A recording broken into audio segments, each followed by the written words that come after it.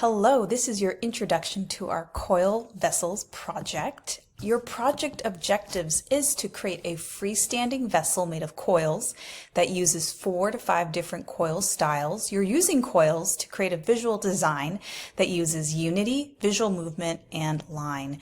We're using the score and slip method to attach pieces of clay together, and you're demonstrating excellent craftsmanship skills by smoothing out the coils, maintaining a consistent thickness of coils, and removing score and slip marks. What is a vessel? You are very familiar with vessels. It's a hollowed out form meant to hold something. Some examples include vases, cylinders, bowls, jars, cups, mugs.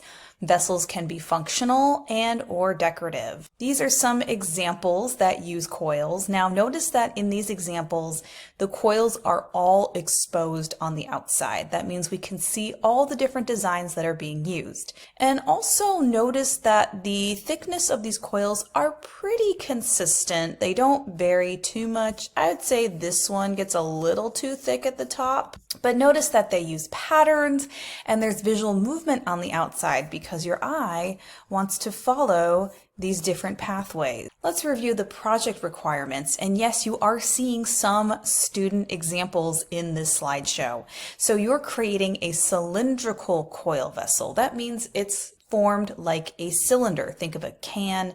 A trash can is an example of a cylinder. It will be constructed using coils and use 4 to 5 different coil styles. And remember, you have practiced various styles of coils. Some more project requirements. The coil vessel must be at least 4 to 5 inches tall. So that is the height. The base, which is the bottom of your coil vessel, that must be at least 4 to 5 inches wide. It can become wider depending on your design, but the base needs to be a certain width. And the form must be symmetrical. This means it's visually balanced on both sides, though of course your designs might vary. But again, looking at this example here, if we were to draw a line down the center, we would say that it's fairly symmetrical. Your vessel can be functional or decorative. That depends on your design, depends on what you want to do with your vessel after it's been fired. And the vessel must be smooth on the inside, with the coil designs being exposed on the exterior. So this, you can see in here that the student went ahead and smoothed out the inside of their vessel, and you actually smooth it out as you build upward. The vessel should be leveled. That means it doesn't rock back and forth. It stays flat on a table surface.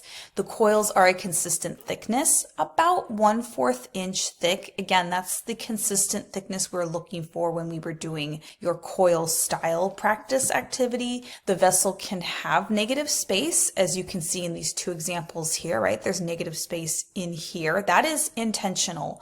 There's negative space here due to the addition of a handle. Yeah, your vessel can have handles. So just looking at some examples here, this is not a good example because it uses all the same styles of coils, which are S spirals, and the use of negative space seems a little unclear. This is an example of what we're looking for in terms of a vessel, and it is a very interesting design. It comes outward on the sides and then it moves inward as it gets taller, and it's using different styles of coils. Now this form does look interesting. It's also glazed very well, but it's kind of boring because it uses all the same style of coils, which are single layers.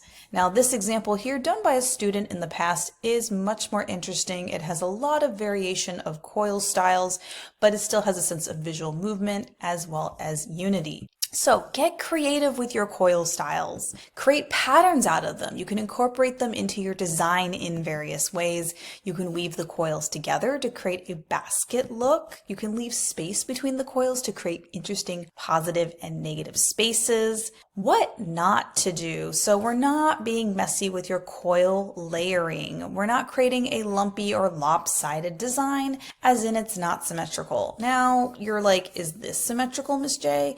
Well, if we were to take this sculpture and rotate it physically, I would say at some point it is symmetrical, so this is okay. Leaving score marks visible and being sloppy with the slip, we don't want to do that. That's a sign of poor craftsmanship with the clay. Also, can you add other designs that don't include coils? Yes, you can, but we really don't want to be creating a kitschy shape or a cliche design. So if you're using spirals, be neat with them, but avoid hearts, rainbows, stars, right? We want to think of something new. We want to think outside the box. So again, what to do. And on here we have some great examples. What to do. We're using good use of positive and negative space. We're using clean, exposed coils with a smooth interior. We're using great construction with the coils because you're using coils as a form of construction. We want to have an interesting form for the vessel, and we want to have an intentional creative designs for the coil styles. And something to think about, you can include a foot, which is optional. You can add an extra rim, which is also optional. And when you're planning, consider the silhouette or the form of your vessel, which we're going to get into next, right? What does the form look like without the coils on there?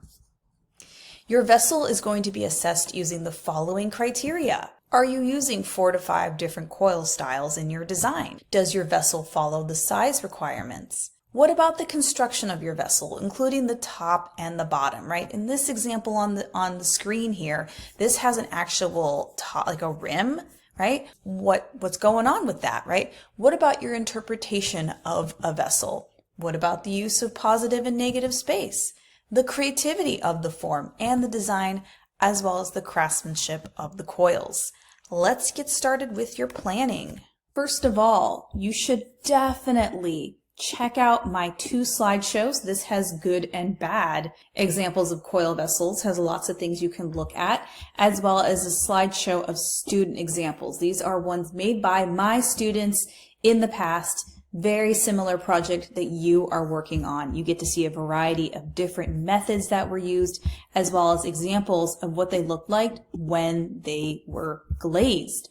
Also remember that there are a variety of coil styles you can use. So once you're ready to start planning, you're going to need to pick up a worksheet. Now, I have several options available already made to you. These have the silhouettes already drawn on there, so you don't have to worry about sketching the silhouette yourself. It's already drawn for you. But you have several styles to choose from. And then the fifth option is actually making your own silhouette. You could borrow this resource if you want some different ideas for forms, if you don't like the other options that I have. So what you're doing on this worksheet is, in the space below, you're going to use the outline or silhouette of your coil vessel to sketch the coil designs. Please use pencil. This plan must be approved and signed by Ms. J. Do not make your coil sketches tiny. If you make them tiny, well, I will help you make them larger. And if you want to add handles, you do need to draw them on the paper. On the bottom of your worksheet, you're going to need to identify the styles of coils that you plan to use. Are you going to use, single layers? Are we using spirals? Are we using folded? A figure 8 perhaps? Are we using spheres, right? Remember, you had all these different options that you get to choose. And so looking at my example here, this is a sketch that I started. I'm using just option number 4 for the silhouette. And you can see how I literally sketched out my single layers. I have this pattern of spheres along with spirals. I have more single layers than I have arches. It's actually a really good idea to start your vessel with a couple single layers. That actually creates a good base and stability for the form, and I'm just filling it in as I sketch upward. So to show you briefly, once I have my outline sketch, then I can actually start drawing my coils. So because when we build our coil vessels, we're going to be building from the bottom up, it just makes sense to do your sketch from the bottom up. So I do suggest having the bottom just start with a couple coils. That ensures that the base is much more secure. But now, okay, maybe what am I going to use next? Maybe I'm going to include a twisted coil, right? We know that's a little hard to draw. Kind of looks like a folded baguette or something. So there's my twisted coil. Then I'm going to use some more straight, flat coils. We call them single layers. But then maybe I'm going to incorporate some S spirals. So you might need to go back to your notes and an easy way to think about your designs is to think about it in terms of patterns. How can you just repeat it? Because remember, these designs are going to repeat circularly. They're going to repeat in a circle on your actual form. Now, when I've done coil projects in the past, it is difficult to literally recreate every single coil you plan to use. So your final design might change a little bit depending how thick your coils are. So mine is definitely going to have some negative space. I'm going to actually put a solid coil there. So this is my intent. And so I've listed the styles of coils I'm using. I would get my signature. If you're still kind of unsure about how you're supposed to sketch your coil designs, check the back of the sketching paper. You should see my example here. I did leave this undone, so you could just see what it looks like in the process of sketching everything. Now, if I feel like your design is way too complicated, I'm going to help you uncomplicate it. Now, if I actually sketched out where the handles would be, they would be attached more towards the top and on to the sides.